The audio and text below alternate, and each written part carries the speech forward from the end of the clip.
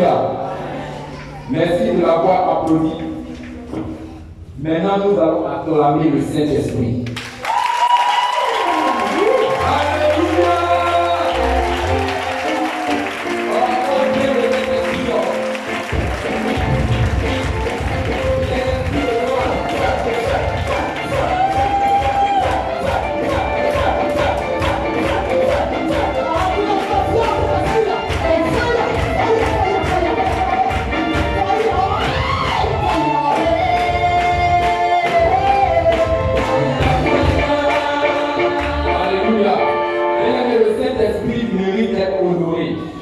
Nous avons célébré hier la naissance du Sauveur. Alléluia.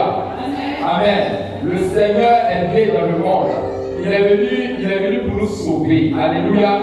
Mais c'est grâce au Saint-Esprit. Nous a dit, l'Esprit Saint viendra sur toi. Et tu vas tomber enceinte de Dieu. Amen. C'est ce qu'il a dit. Amen. Il dit, c'est pourquoi l'enfant qui va naître sera appelé Saint et puis fils du Très-Haut. Ça, c'est le Saint-Esprit qui avait ça. Papa Joseph n'avait pas pu toucher maman Marie. Et puis elle est tombée enceinte par la capacité du Saint-Esprit. Alléluia. Donc le Saint-Esprit doit être honoré plus que ça. Il doit être glorifié plus que ça. Il doit être acclamé plus que ça.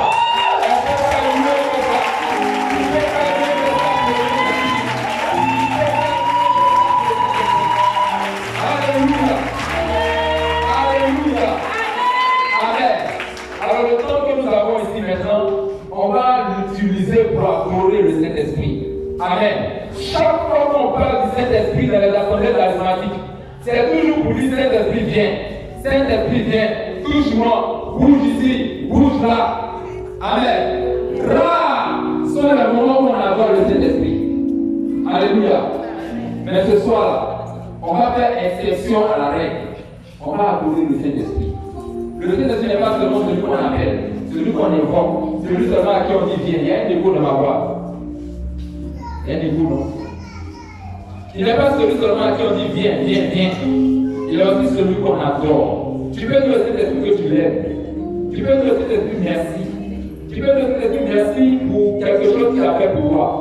Quand tu as devant une situation, et puis tu te rappelles d'un passage des Écritures là, c'est le Saint-Esprit qui t'a rappelé ça. Il vous rappellera ce que je vous ai dit. Alléluia. Il fait tellement de choses pour nous. Est-ce qu'on s'en passe inaperçu? Alléluia. Donc on va adorer le Saint-Esprit. De la même manière, de la même manière qu'on adore le Père et le Fils, de la même manière on peut adorer le Saint-Esprit. Alléluia. Parce qu'il est Dieu.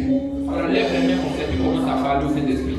Commence à le bénir. Commence à l'adorer. Commence à le louer. Commence à le célébrer. Commence à le magnifier.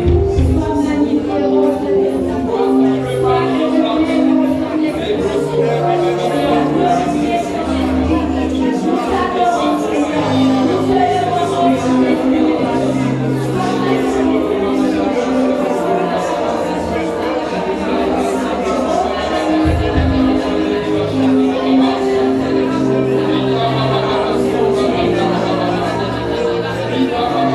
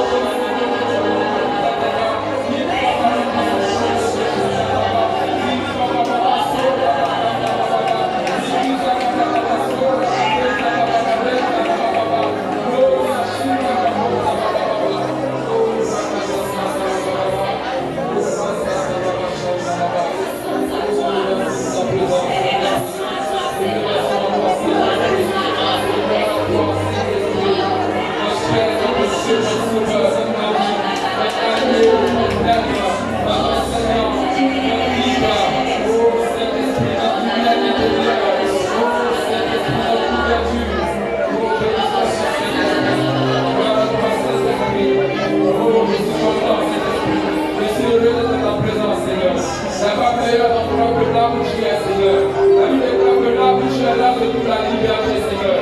Dans ta présence, les jours sont brisés, Seigneur. Dans ta présence, l'oppression est brisée, Seigneur. Dans ta présence, Seigneur, oh, la maladie s'arrête, Seigneur. Les démons sont fuis, Seigneur. Parce que tu es présent, Seigneur. Qui est comme toi, Saint-Esprit? Par toi, les esprits mauvais sont chassés. Par toi, Seigneur, le cœur devient fort. Par toi, le petit David est devenu champion. Par toi, les Goliaths sont tombés, Saint-Esprit. Oh, ta chanson de bénédiction, Saint-Esprit. Nous te levons devant Seigneur. Béni sois-tu, Saint-Esprit.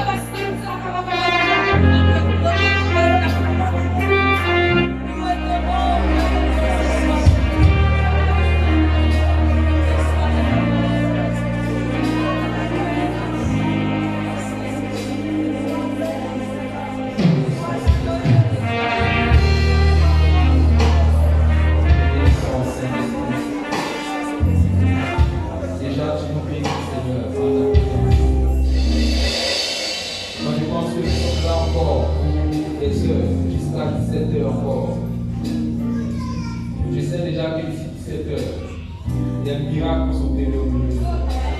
Des vies seront bouleversées. Des vies seront transformées. Comment ne pas te bénir, Saint-Esprit? Toi qui as parlé par les prophètes hier, et qui, lorsque le temps fut accompli, a parlé par le Fils, dont nous célébrons la nativité.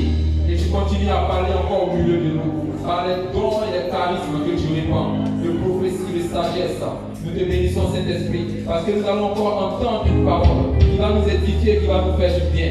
Nous te glorifions, Saint-Esprit, et par nos acclamations, nous voulons recevoir ton serviteur. Nous voulons te glorifier, te glorifier. Nous voulons te magnifier. Reçois la gloire, reçois la gloire.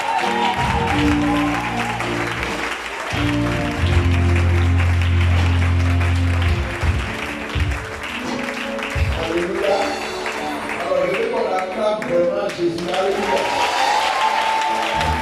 Acclamons Jésus.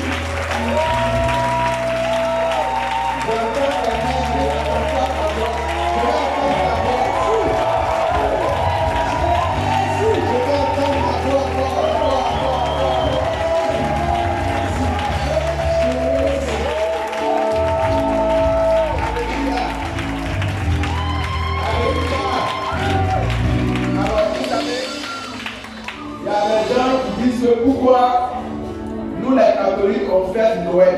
Alléluia. Alléluia. Ils ne savent pas que c'est grâce à Noël que le monde vient. Alléluia. Et j'ai écouté une belle exhortation d'un prêtre, vraiment ça m'a fait du bien. Alléluia. Parce que sans Noël, le monde serait envahi par les ténèbres. Si Noël n'avait pas existé. Alléluia. Alors, je veux qu'on honore ce Dieu-là qui est venu parmi nous. De Dieu qu'il était, il n'a pas saisi cela comme une proie, mais il s'est rabaissé jusqu'à devenir homme.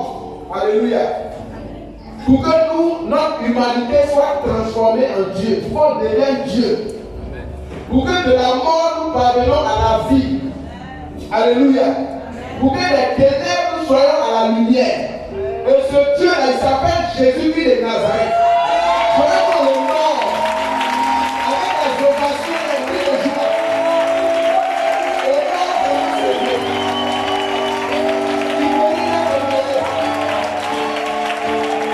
Je dis, il mérite d'être honoré.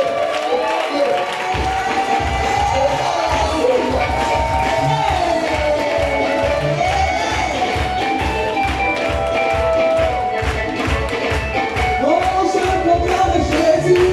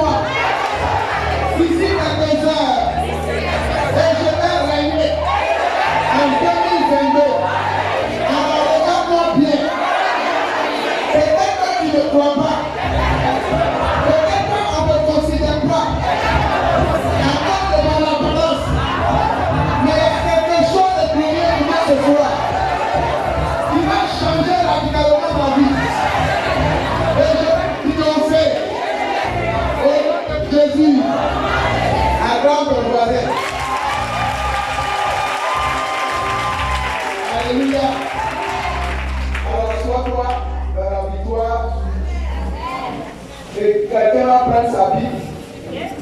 Celui qui n'a pas de Bible aujourd'hui, je vais faire une prière bizarre sur la personne. Une prière bizarre sur la personne qui n'a pas de Bible aujourd'hui. Parce qu'aujourd'hui c'est dernier. Tu ne peux pas venir sans Bible. Ce n'est pas possible. Tous les anges savent que tous ceux qui sont ici ont Bible. Alléluia. Alors on soulève la Bible, on va voir les anges vont voir. Soulevez la Bible qu'on voit. Soulevez bien, on ne va pas bien. Les anges ne vont pas bien. Alors, soulevez comme ça. Alors, tous ceux qui ont soulevé la Bible, que vos vies soient transformées à l'instant. Nous sommes, soulevez. Nous sommes aujourd'hui dimanche. Le dernier jour, c'est le vendredi. Je déclare qu'avant le vendredi, un miracle va se produire dans la vie. De la manière que tu as tenu la Bible dans les mains, qu'avant le vendredi, un miracle se produit dans tes mains. Au nom de Jésus. Alléluia. Alléluia. Maintenant, si tu n'as pas de Bible, il faut te débrouiller. Alléluia. On va prier pour toi à la fin de la prière. Alors prenons 1 Samuel chapitre 16. Quelqu'un va nous dire ici. 1 Samuel chapitre 16. Il y avait verset 1 à 13. 1 Samuel 16, verset 1 à 13. Il y avait dit à Samuel, combien de temps pleureras-tu sur Saül? N'est-ce pas moi qui l'ai rejeté pour qu'il ne règne plus sur Israël? Emplis donc d'huile ta corne et va. Je t'envoie vers Jessé de Bethléem, car je me suis choisi un roi parmi ses fils. Samuel répondit, comment pourrais-je aller? Si Saül me l'apprend, il me tuera. Mais Yahvé lui dit, tu prendras une génisse et tu diras que tu es venu pour offrir un sacrifice à Yahvé. Tu inviteras Jessé au sacrifice et moi, je te ferai savoir ce que tu dois faire. Tu me consacreras celui que je te montrerai. Samuel fit comme Yahvé l'avait dit.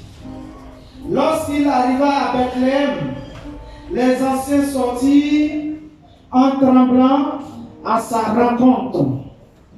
Il lui dit, es-tu venu pour la paix?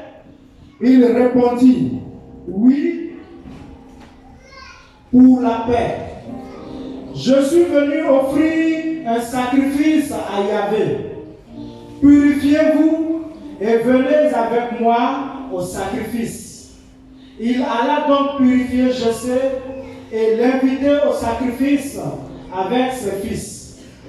Ils entrèrent.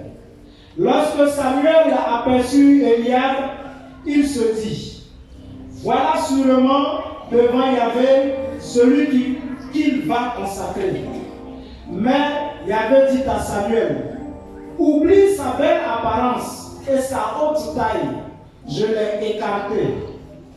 Dieu dit, car Dieu ne voit pas les choses à la façon des hommes. L'homme s'arrête aux apparences, mais Dieu regarde le cœur. Jessé appela Abinadab et il le fit passer devant Samuel. Mais Samuel dit, il n'est pas celui que Yahvé a choisi. Jessé fit passer Shammah. Mais Samuel dit, ce n'est pas lui non plus que Yahvé a choisi. Finalement, Jessé fit passer ses 7 fils devant Samuel. Car Samuel disait à Jessé, Yahvé n'a choisi aucun de ceux-là. Alors Samuel dit à Jessé, ce sont donc là tous les garçons. Il répondit, il y a encore le plus jeune, il garde le troupeau. Samuel dit à Jessé, fais-le chercher, car ne nous montrons pas à la table avant qu'il ne soit ici. On partit le chercher et il arriva. Il était roux, avec de beaux yeux et une belle apparence. C'est alors qu'il avait dit, lève-toi, consacre-le, c'est lui. Samuel prit donc la corne d'huile et le consacra au milieu de ses frères. Dès lors, et pour la suite des jours, l'esprit de Yahvé s'empara de David. Quant à Samuel, il se leva et se retourna à Rama. Parole du Seigneur. Acclame le Seigneur cette parole. Alléluia. Alors, quand on entendait cette parole, on a l'impression que nous sommes à une élection de Miss Côte d'Ivoire. Alléluia. Pour en fait défiler les Miss pour choisir la plus belle. Alléluia. Mais on n'est pas à une élection de Miss. Alléluia. Alléluia. Mais nous sommes à la consécration d'un élu de Dieu. Alléluia. Un élu de Dieu. Alors pour ceux qui nous suivent depuis 3 dimanches, nous sommes en train de prier sur le thème de David contre Goliath. Un séminaire sur David contre Goliath. Le premier dimanche, on nous a montré un peu comment les Goliaths dans nos familles là, ils arrivent à nous assujettir. On a dévoilé un peu leur ruse, leur manigance. Comment ils font pour maintenir les gens dans la misère, dans la captivité. Et le dimanche passé, le Seigneur nous a permis de comprendre comment le secret, quel a été le secret avec lequel le petit David a vaincu le grand Goliath de plus de 3 mètres. Donc on a parlé du mystère de la victoire de David. Alléluia. Maintenant que nous sommes entrés dans la victoire, il nous faut quelque chose de fondamental. Sans cet élément, sans cette chose, frère, David pourrait devenir encore un échec. Des Goliaths peuvent encore revenir assujettir ta vie. Alléluia. C'est pourquoi aujourd'hui, à partir du texte que tu as entendu, nous parlons de l'onction. L'onction royale. Alléluia. L'onction royale. Sans cette onction royale, il serait impossible à ce David-là de vaincre Goliath. Ce texte que nous venons de lire précède ce que nous avons lu les 2 dimanches passés. Nous avons lu ici 1 Samuel chapitre 16. Les 2 dimanches derniers, on a lu 1 Samuel chapitre 17. Dans le chapitre 17, il y avait eu cette bataille entre David et Goliath. Mais avant ça, David a reçu quelque chose de précieux. David a reçu l'onction. Et c'est avec cette onction que David a eu le courage d'affronter Goliath et de battre Goliath. Alléluia. Et c'est cette onction-là que tu vas recevoir ce soir. Alléluia. Quand tu vas recevoir cette onction, aucun Goliath ne pourra t'affronter en 2022. Quels que soient les défis qui vont se présenter devant toi, à cause de l'onction qui coule sur toi, tu vas sortir vainqueur au nom de Jésus. Alléluia. L'onction. Si devant l'onction, frère, tu es un homme mort. Tu peux être baptisé, confirmé, tout. Mais si tu n'as pas l'onction, tu es comme une mouche devant les œuvres des ténèbres. Alléluia. Alléluia. L'onction là, ça va te donner un pouvoir, une autorité, une puissance pour affronter n'importe quelle situation. L'onction. Alléluia. Vous êtes 10 dans un entretien de travail. Il y en a qui sont intelligents. Peut-être que parmi les 10 intelligents, tu es le seul qui est peut-être moins intelligent. Mais à cause de l'onction qui est sur toi, on va laisser les 9 intelligents pour prendre celui qui est moins intelligent. Alléluia. Je parle à quelqu'un. Alléluia. C'est ça la réalité de l'onction. Donc, l'onction royale, c'est une onction de distinction. L'onction qu'on donne à des rois. L'onction qu'on met sur les rois, c'est cette onction-là qu'on appelle l'onction royale. Donc, ça te permet d'être distingué au milieu de plusieurs concurrents. Ça te donne de régner sur les situations. L'onction royale te donne de triompher devant les situations. Alléluia. Ça te permet d'assujettir toutes sortes de situations devant toi. C'est ça l'onction royale. C'est pas n'importe quelle onction. Alléluia. Quand tu as cette onction-là, tu domines, tu règnes, tu triomphes. Et les chrétiens aujourd'hui ont besoin de cette onction. Parce que le monde est en train de tendre dangereusement vers sa fin. Et nous constatons que les ténèbres sont en train de gagner du terrain. Alléluia. Les ténèbres sont en train de gagner du terrain. Et pourtant, chaque année à des baptisés, on a besoin de l'onction royale. Alléluia. Quand tu as l'onction royale sur toi, dans ton entreprise, on dit le PDG, c'est un franc-maçon, c'est un rosicrucien.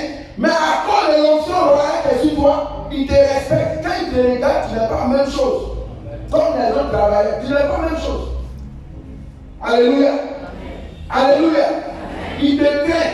Il est ton patron, mais il te craint. Parce qu'il y a quelque chose sur toi qui te bat de plus fort que pour lui. Aujourd'hui, les chrétiens ont besoin de ça. Alléluia.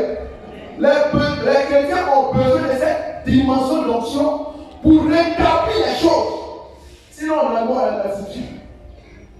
Les gens sont en train de faire des lois dans les loges là pour changer toutes les fêtes chrétiennes, pour les transformer. Peut-être dans 1 an, 2 ans, on ne parlera plus de Noël. Alléluia. On veut revenir à l'ancien temps, dans le paganisme. Alléluia. Peut-être qu'on ne parlera plus de Pâques.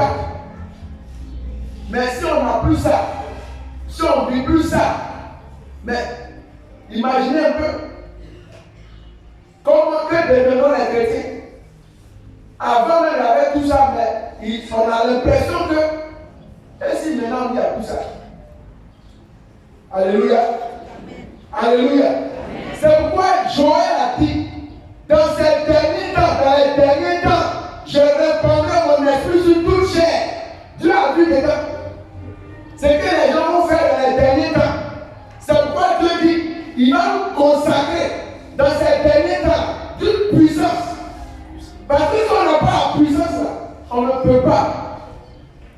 Chacun doit rechercher la puissance. Alléluia. En cette fin d'année, tu as besoin d'argent, c'est vrai. Tu as besoin de bonnes choses, c'est vrai. Mais ce que tu dois rechercher en premier, c'est la puissance, c'est l'onction. Sinon, tu seras milliardaire et puis ton argent à quelqu'un va t'arracher ça. Et puis ça ne va pas quelque part. Tu peux hériter d'un champ, d'une maison, d'un terrain. Mais comme tu n'as pas l'onction, un païen va t'arracher. Alléluia. Alléluia. Tu as besoin de l'onction royale. Alléluia. C'est très important. Alors, revenons un peu dans le texte. Dieu dit, il envoie son prophète Samuel. Il envoie Samuel dans la maison de Jessé pour aller se choisir un roi selon son cœur. Avant cela, le premier roi d'Israël, Saül, venait d'être disqualifié. Dieu a disqualifié Saül par son erreur. Dieu lui a enlevé l'onction royale. Alléluia. Mais quand Dieu enlève l'onction royale, il faut qu'il donne cette onction à quelqu'un d'autre pour gouverner Israël. Et Dieu regarde parmi les fils d'une famille, Dieu localise quelqu'un. C'est pourquoi Dieu, c'est comme ça Dieu va localiser quelqu'un ici, qui est fils d'une famille ici. Dieu a localisé la famille de Jessé. Alléluia. Alléluia. la famille de Jésus, c'est ta famille. Parce que Dieu va te localiser aussi. Et il envoie son prophète. Il dit, je t'envoie dans cette famille-là pour me choisir un roi. Pour me choisir un roi selon mon cœur. Alléluia. Et le roi, le prophète, il est inquiet. Parce que le roi Saïd n'est pas encore mort. Même s'il n'a plus la royauté, il est encore président. Alléluia. Et puis on demande au prophète d'aller établir un autre président. Imaginez-vous un peu si le président qui est là apprend qu'on est en train d'établir quelqu'un d'autre. Donc il a peur. Il dit au roi, mais si Saïd apprend, il va me tuer. Donc là, Dieu va faire ce qu'on appelle un mensonge prophétique. Alléluia. Alléluia. Il dit à Samuel, tu vas faire semblant d'aller faire sacrifice là-bas. Prends une génisse et va comme si tu partais faire un sacrifice. Alléluia. Quand on a bien lu, est-ce que vous avez vu une trace où on a dit ils ont fait sacrifice? Ça m'a étonné. On a lu, le premier, c'est pas qu'il y a lu, il y a sacrifice, ils ont fait sacrifice. Regardez la fin, on dit, il a mis la corne d'huile et il lui donna l'onction au milieu de ses frères. Et l'esprit du Seigneur fondit sur David à partir de ce jour-là. Et puis à la fin, on dit, Samuel s'est mis en route et parti pour Rama. Mais où est David? Alléluia. Alléluia. C'est un arrangement divin. Donc, le prophète arrive pour aller choisir le roi selon le cœur de Dieu. Et il arrive dans la famille de Jessé. Il arrive, tout le monde est assis. Jessé est là, ses 7 enfants sont là. Mais parmi les 7 là, qui on doit choisir? Si tu lui as dit, c'est dans cette famille-là, mais il ne s'est pas trompé. Il allait être évidemment dans la famille. Il y avait 7 gars bien bâtis, bien gaillards. Si tu veux, bien royable. Alléluia. Et ils ont la qualité pour être roi, selon les hommes. Alléluia. Donc, le prophète arrive. Il voit le premier gars. Son papa, il lui présente le premier. Le papa des 7, il lui présente le premier selon son cœur. Parce que selon lui, ce gars-là, c'est lui qui a toutes les qualités. Quand tu le regardes également, son apparence ressemble à un roi même. Alléluia. Et David, dans Samuel, voulait lui donner l'onction. Dieu lui dit non. Ce n'est pas lui que j'ai choisi. Je le rejette. Ne regarde pas son habillement, ne regarde pas les costumes qu'il a portés, tout ça, sa taille, sa forme. Ce n'est pas lui. Je l'ai rejeté. Alléluia. Et il dit, les hommes, eux, ils regardent ce qui leur saute aux yeux. Ils regardent l'apparence. Mais moi, Dieu, je ne regarde ni l'apparence, ni la taille, ni le teint, ni la forme, ni les habits, mais je regarde le cœur.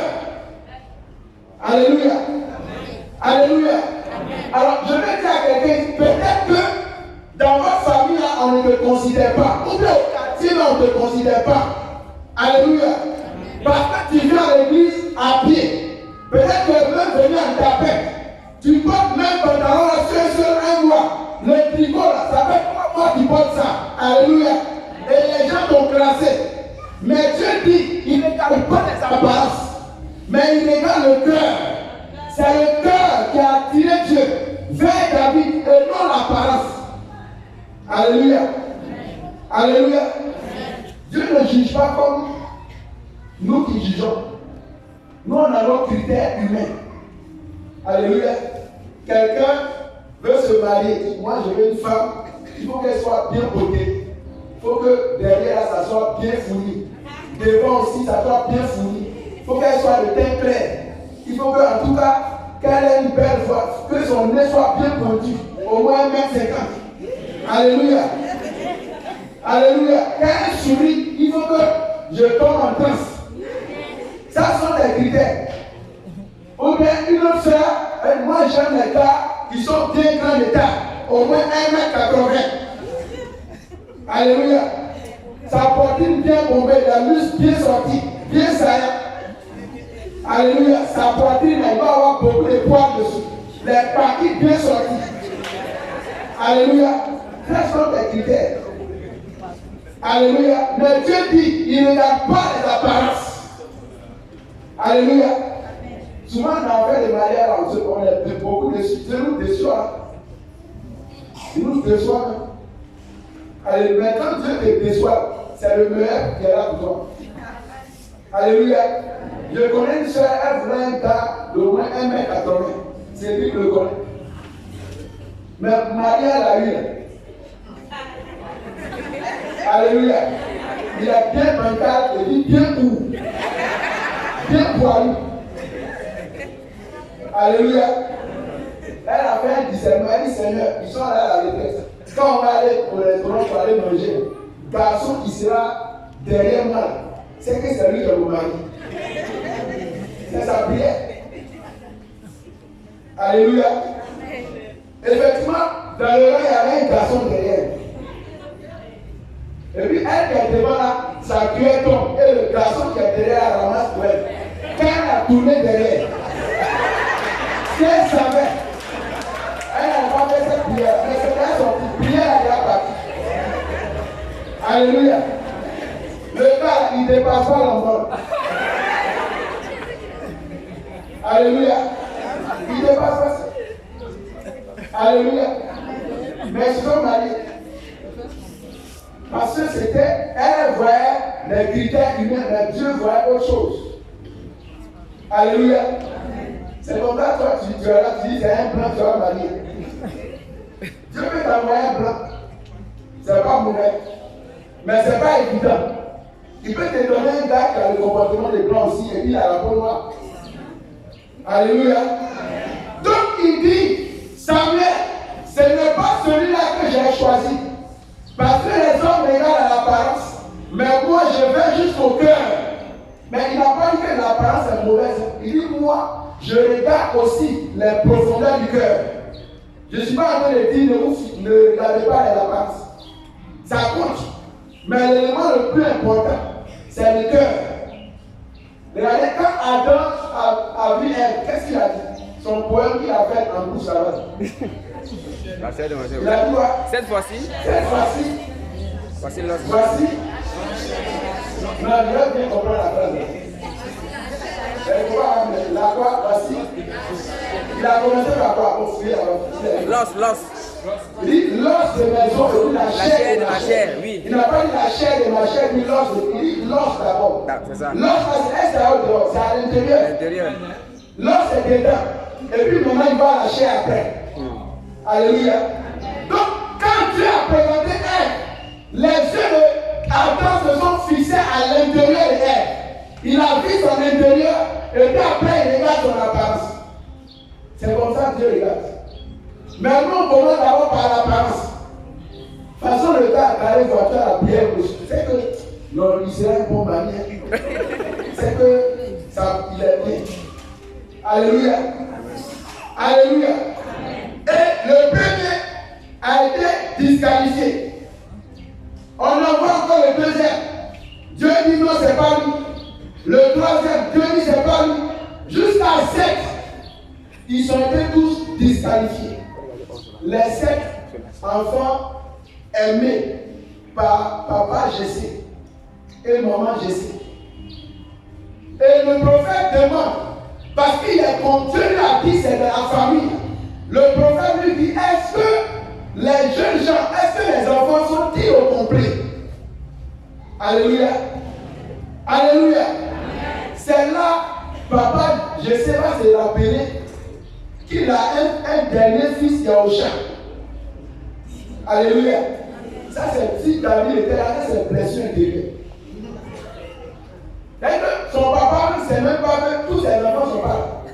Sa maman aussi, c'est pas ça. Il a fallu que le prophète lui demande, est-ce que c'est tous ceux-là, tes enfants? Il n'y a pas quelqu'un d'autre encore? C'est là qu'il dit, ah oui, c'est vrai, c'est vrai, c'est vrai.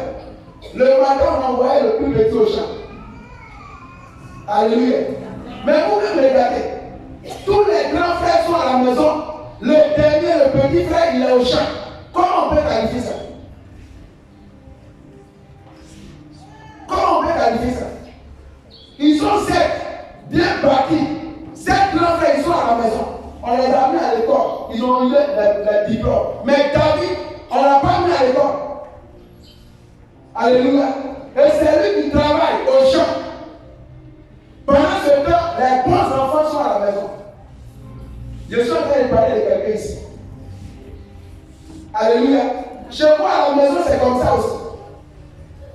C'est quand on réveille chaque matin pour faire affaire de ménage à la maison. Pendant ce temps, les bons enfants sont encore au lit pour se réveiller à 8 heures. Alléluia. C'est toi qui dors le dernier ou la dernière à la maison. Pendant ce temps, les autres dorment avant. Pendant ces fêtes, les fêtes de Noël, là, toi, on ne t'a jamais bien donné comme cadeau. Pendant ce temps, les bons enfants, ils ont les vrais cadeaux. Alléluia. Alléluia. Les bons enfants, ils font les bonnes écoles. Mais toi, c'est un peu du quartier. Alléluia. C'était le sort de David. David était rejeté par ses parents. Je me suis demandé, mais pourquoi papa, je sais, se comporte comme ça? Encouragé par sa maman, par sa femme. Et ses 7 frères aussi étaient d'accord. Alléluia. Alléluia. Mais généralement, ceux qu'on a discriminés, ceux qu'on a rejetés, c'est eux que Dieu va les chercher pour les élever au-dessus des autres. Si tu es dans ce cas-là, Dieu va t'élever en cette fin d'année au nom de Jésus. Alléluia. Si les gens t'ont rejeté parce que tu ne travailles pas, parce que tu n'es pas marié, ton avis ne compte pas, on ne compte pas sur toi, mais c'est toi que Dieu va élever. Alléluia. Alléluia. Et il lui dit, il y a encore quelqu'un là-bas. Et le prophète dit, allez-y le chercher. Parce qu'on ne va pas manger tant que ce dernier n'arrive. Alléluia. Tant que toi tu n'arrives pas, on ne mangera pas. Je dis à quelqu'un en 2022, tant que tu n'es pas présent, il n'y aura pas de réunion de famille. Parce que Dieu va changer ta situation. Alléluia. Avant, on se foutait de toi. Même quand tu es en voyage, c'est comme si tu n'es pas là. Quand tu es présent, c'est comme si tu as voyagé. Mais 2022, là, les choses vont changer. Amen. Il dit, on ne peut pas manger tant que David n'arrive. Alléluia. Amen. On ne pourra pas faire funérailles. On ne pourra pas faire rentrer. On ne pourra pas faire réunion dans votre famille tant que toi, tu ne dises un mot. Amen. Alléluia. C'est la vérité. L'onction que tu vas recevoir ce soir, cela te permet de faire d'atteindre cette position. Alléluia. J'ai dit tu vas atteindre cette position. Peu importe ce que tu n'as pas, mais l'onction va te qualifier à te respecter. Les gens ne te respectent pas, mais ils seront obligés de te respecter parce que sur toi il y a l'onction. Il dit on ne mangera pas. Donc tout le monde a gêné à cause de David. Ils ont gêné, on ne mange pas. Habituellement, David, quand il vient, il se débrouille à 22 heures dans la cuisine, dans les marmites, avec les clous de riz, avec le reste des sauces là. Alléluia. Mais aujourd'hui, on dit on ne peut pas manger tant que David n'arrive pas. Alléluia. Ton avis va compter à partir de cet instant. Et David arrive. Pendant ce temps, les 5 autres ont été déjà disqualifiés. Ils sont assis là-bas. Ça, je sais que quand le prophète a dit, mais est-ce que ce sont tous les enfants là? Les 7 qui ont été disqualifiés là, ils ont commencé à grogner. Alléluia. Ils ont commencé à grogner. Parce que là, ils ont déjà échoué. Si le prophète dit dans la maison, il y a un roi, et que nous, on est déjà disqualifiés, alors qui est le roi alors? Qui Alléluia. C'est comme les 7 allaient passer concours. Et puis on dit à 6 qui ont échoué. Dans les 6, il n'est pas encore dedans. Mais on n'a pas encore dit que tu as oublié. Mais tu sais qu'il y a 6 qui ont échoué. Donc, qui a oublié alors? Alléluia.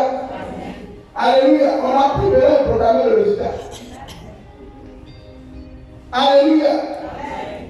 Et David vient. Dès que le prophète voit David, Dieu lui parle à l'esprit. Dieu lui dit, le verset 12, c'est lui. Donne-lui l'onction. Alléluia. C'est lui. Donne-lui l'onction. C'est elle. Donne-lui l'onction. Alléluia. Alléluia. Dieu dit, c'est lui. Cette parole, Dieu va prononcer sur ça sur toi tout à l'heure. C'est lui, c'est elle. Donne-lui l'onction. Et ce qui me plaît, c'est le verset 13. Samuel prit la corne d'huile et lui donna l'onction au milieu de ses frères. La Bible précise, au milieu de ses frères. Pour qu'il voit. Alléluia. Dieu a oint David au milieu de ses frères. Alléluia. Au milieu de ses frères, Dieu les a oint. Dieu a oint David. Je me suis demandé, mais pourquoi le prophète, en venant, il n'a pas dit directement le nom de l'enfant à oint et puis a fait était où? Vous pouvez venir dire à Jessé, bon, ton fils David, j'ai besoin de lui, le Seigneur appelle à la loyauté. Envoie-moi ton fils, on va le oindre. Mais pourquoi on a fait d'abord l'histoire d'ivoire pour éliminer les gens avant de oindre le dernier? Alléluia. Alléluia.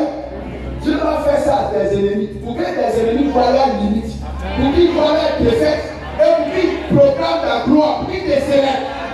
Il faut qu'ils te célèbrent. Alléluia. Il faut que tes ennemis échouent d'abord. Là, comme ça, quand Dieu va te lever, là, ils vont te respecter.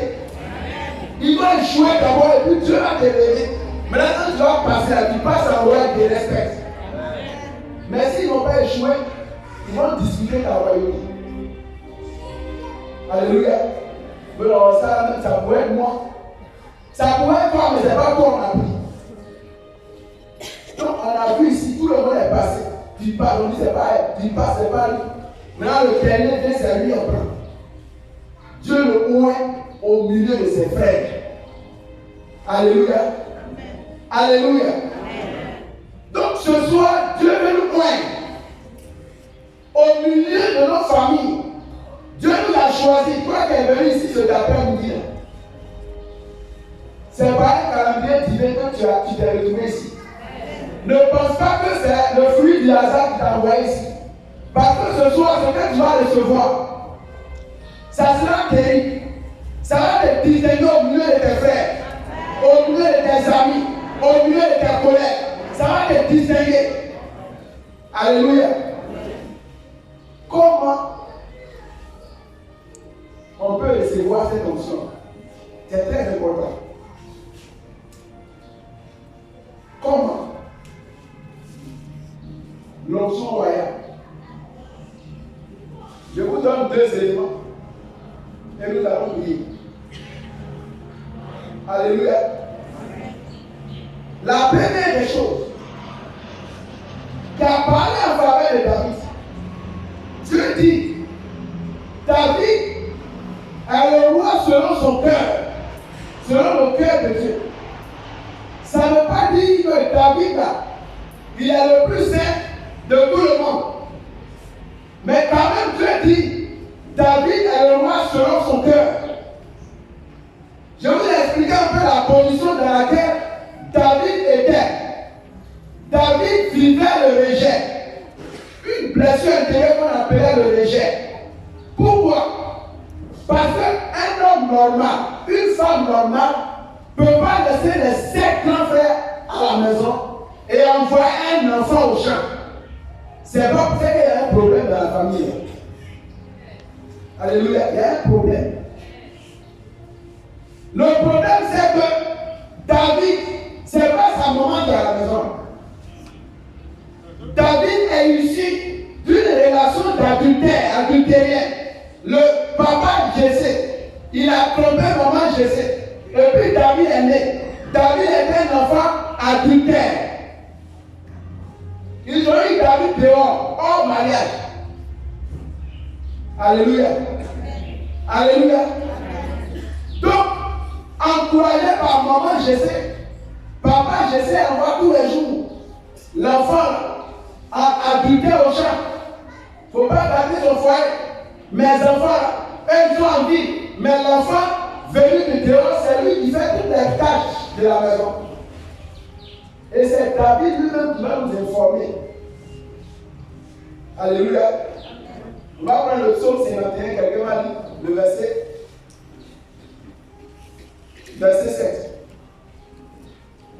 Psaume 51, verset 7. David même va confesser péché que son papa a fait. Il dit quoi? Lave-moi avec l'hysope. Le verset 7. Oui. Lave-moi avec l'hysope. Non. Oui. J'étais mauvais déjà à la naissance. J'étais mauvais déjà à la naissance. Quand ma mère m'a conçu, le péché était là. D'accord. On va lire la version top là. C'est encore plus explicite là. Qui a la top là? Un côté là.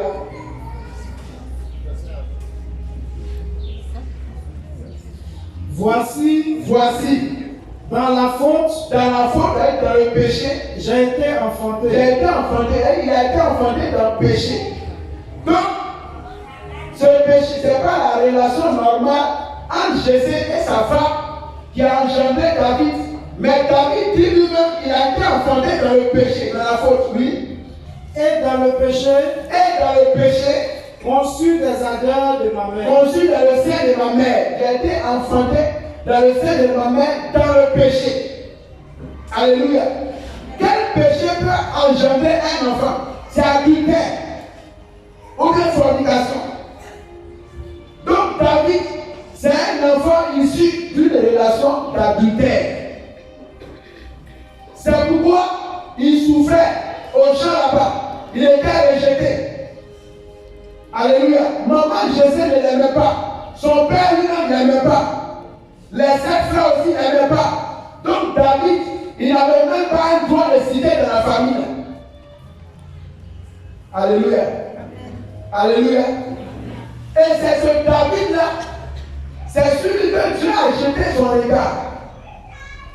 Dieu a jeté son regard sur la photo, sur le fer.